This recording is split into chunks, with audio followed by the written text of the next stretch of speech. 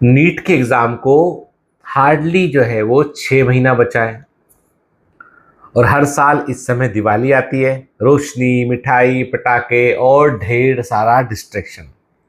लेकिन इस बार अगर तुमने ये एक हफ्ता तुमने सही इस्तेमाल कर लिया ना, तो ये दिवाली सिर्फ त्योहार नहीं बल्कि टर्निंग पॉइंट जो है वो बन सकती है।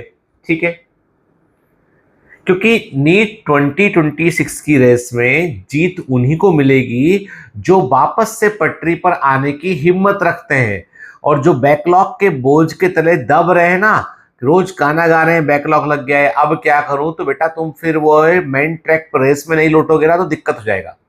तो आज मैं बताने जा रहा हूं आपको बैकलॉग का कमबैक प्लान, दिवाली एडिशन। 7 दिन का प्लान जो तुम्हारा रिदम, कॉन्फिडेंस और मार्क्स तीनों वापस लेकर आएगा।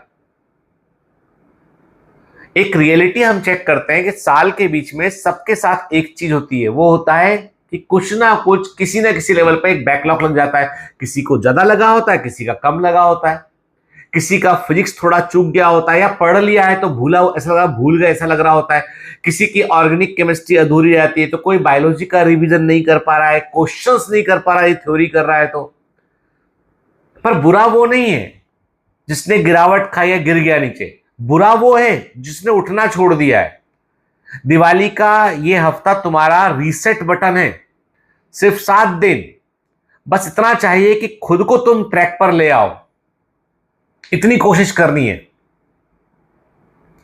चलिए हम 7 दिन का एक कमबैक प्लान सोचते हैं, क्या कर सकते हैं। डे 1, रियलिटी मैपिंग करें। अपनी प्रायोरिटी को साफ साफ लिखें। सबसे पहले साफ साफ लिखो कि कौन कौन से चैप्टर में तुम्हारा बैकलॉग लगा है और हर सब्जेक्ट के लिए 3 कलर कोड बनाओ। रेड शुरू ही नहीं किया अभी आपने, बाकी लोग कर चुके पर मैंने शुरू ही नहीं किया। येलो का मतलब यह है कि मतलब पार्शली डन किया तो है, लेकिन जो है वो पार्शली आधा हुआ है, आधा जो है वो नहीं हो पाया है। ठीक है। ग्रीन का मतलब यह है कि हां मैंने पूरा किया है, बस रिवाइज एक बार करने की जरूरत है। 3 कलर कोडिंग कीजिए। फिर हर सब्जेक्ट में 3 रेड और 2 येलो टॉपिक चुनो। इतना ही करना है, 3 रेड और 2 येलो टॉपिक चुनना है और सबसे पहले इनको पूरा करना है। डे 2 में फिजिक्स का रिवाइवल डे सोचो। सिर्फ 2 चीजें करनी है, कॉन्सेप्ट और एमसीक्यूज। मॉर्निंग में कॉन्सेप्ट वाले वीडियोस देखिए, यदि कॉन्सेप्ट वीक है तो नोट्स पढ़िए अपना, और कम से कम 2 चैप्टर आपको रिवाइज कर रहे हैं डे टू पे।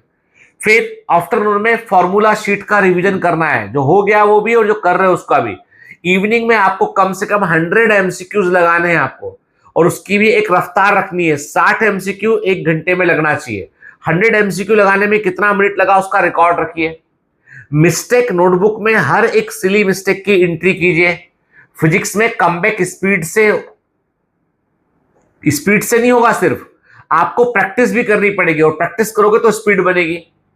डे 3 को बोलिए chemistry blast day. Organic chemistry के मैकेनिज्म हो गए, फिजिकल केमिस्ट्री के न्यूमेरिकल्स हो गए, इन पर काम कीजिए।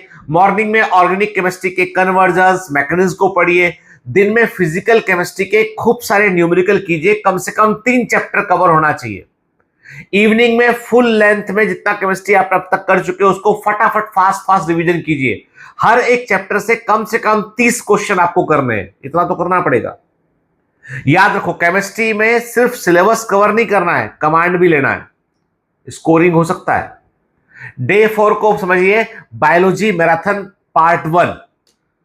बायोलॉजी में मैक्सिमम मार्क्स मिल सकते हैं, 90 क्वेश्चन आते हैं, आपको पता है। मॉर्निंग में क्लास 11th के चैप्टर जिनमें बहुत याद रखना होता है, उनको वो हर एक व्यक्ति के लिए अलग अलग हो सकता है। जैसे मैं बोलूं आपको स्ट्रक्चर ऑर्गेनाइजेशन में याद रखना पड़ता है, cell the unit of life में भी याद रखना पड़ता है ना। कई चैप्टर में कई बच्चों को किसी को याद रखना पड़ता है, किसी चैप्टर में कोई आदमी को कॉन्सेप्ट समझ में आता है। लेकिन 11th के चैप्टर जो है वो आप डे 4 में 11th के चैप्टर मॉर्निंग में निपटाइए। दिन के समय आपको एमसीक्यू लगाना है, लाइन बाय लाइन सारे एमसीक्यू। उसके लिए बायोमेंटर्स के डीपीएस बहुत काम आएंगे आपके। इवनिंग में डायग्राम, सिर्फ डायग्राम को रिवाइज करना है। 11th वाली एनसीईआरटी के सिर्फ डायग्राम को रिवाइज करना है। हर एक लाइन जो एनसीईआरटी की देख रहे हो उसको एमसीक्यू की नजर से देखो। Day 5 biology marathon part 2। आज 12th क्लास की एनसीईआरटी को ध्यान से पढ़ना है। जो इंपॉर्टेंट चैप्टर है जेनेटिक्स, बायोटेक्नोलॉजी, मॉलिक्यूलर बेसिस, उनको पहले कवर करना है। Case study based question, assertion reason question, what if type question, 100 question कम से कम सॉल्व करने दिन के समय। इवनिंग में एरर एनालिसिस करनी कि कहां गलती हुई है वो लिखो, जो गलती हुई उसे लिखो, सुधारो। बायोलॉजी में गलती मतलब रह गया। डे 6 को फुल मॉक सिमुलेशन रखो, ठीक है, मतलब आपको जो है वो जो भी पोर्शन अभी छूट गए येलो मार्क वाले पोर्शन उन्हें पढ़ना है, और 2 बजे से 5 बजे तक कोई भी एक मॉक टेस्ट, चाहे वो प्रीवियस ईयर का पेपर हो कोई भी, उसे बस लगाना है और ओएमआर शीट भरना है। बायोमेंटर्स के ऐप में जाओ, फ्री मॉक टेस्ट रखे वो भी लगा लो, ठीक है। पेपर देने के बाद 2 घंटे कम से कम एनालिसिस करो, और उसमें भी red yellow green system use करो। कौन से चैप्टर बिल्कुल नहीं पढ़े थे, यहां से नहीं बना, कौन से चैप्टर जो है वो अधूरे पढ़े थे, कौन से चैप्टर जो है पढ़ने के बावजूद गलती हो गया। याद रखिए, हर एक गलती जो आप पकड़ोगे ना, वो आपकी टीचर होगी और वो आपको सिखाएगी, वो पनिश नहीं करेगी, सिखाएगी आपको।